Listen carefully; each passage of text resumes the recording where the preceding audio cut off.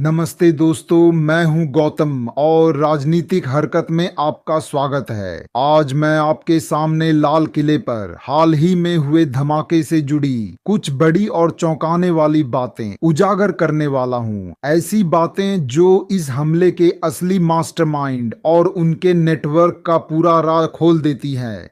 अब जांच में यह साफ साफ सामने आ गया है कि इस आतंकवादी डॉक्टर को भारत में नहीं बल्कि पाकिस्तान से ऑपरेट किया जा रहा था।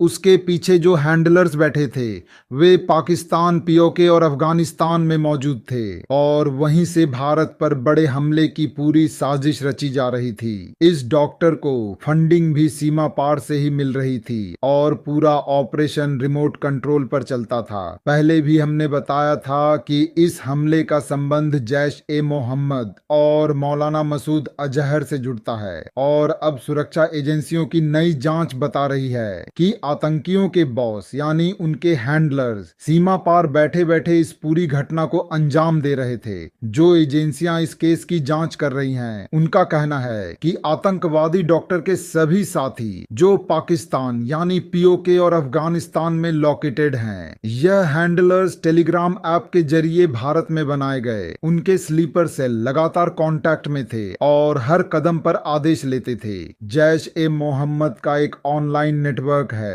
जिसकी मदद से फरीदाबाद की अल फलाह यूनिवर्सिटी से जुड़े डॉक्टरों का यह पूरा टेरर मॉड्यूल पाकिस्तान में बैठे आतंकियों से जुड़ा हुआ था। इस पूरे ऑपरेशन का नया पहलू यह है कि जैश अब अपने आतंकियों को भारत में भेजने के बजाय सिर्फ आदेश देता है और हमारे देश में बैठे कुछ गद्दार उनकी बात मानकर हमलों को अंजाम देते हैं।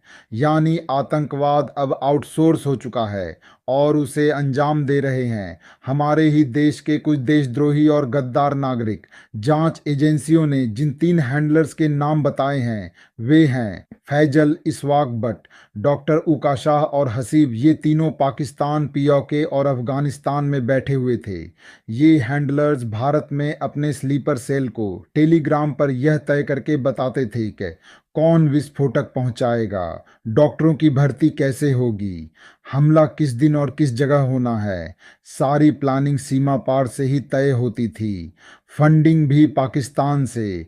अल फलाह यूनिवर्सिटी के एक आरोपी डॉक्टर ने बताया कि हमले के लिए पैसा भी पूरी तरह पाकिस्तान से ही भेजा जा रहा था, अर्थात आदेश, पैसा और प्लान सब कुछ बाहर से आ रहा था। डॉक्टर उमर उन नबी की तलाश 5 नवंबर से चल रही थी क्योंकि वह यूनिवर्सिटी छोड़कर गायब हो गया था। 10 नवंबर को लाल किले के पास उसकी कार में धमाका हुआ जिसमें पता चला कि वह कई दिनों पहले से ही गायब हो चुका था और 17 नवंबर को पाकिस्तान के पूर्व नेता अनवर उल हक ने खुद टीवी पर आकर कबूल किया कि उन्होंने भारत को चेतावनी दी थी और हमारे बहादुर लोगों ने हमला कर दिया जैसी बात कही। इस स्लीपर सेल में अल फलाह यूनिवर्सिटी के कुल 6 डॉक्टर शामिल थे जिनमें से एक की मौत हो चुकी है।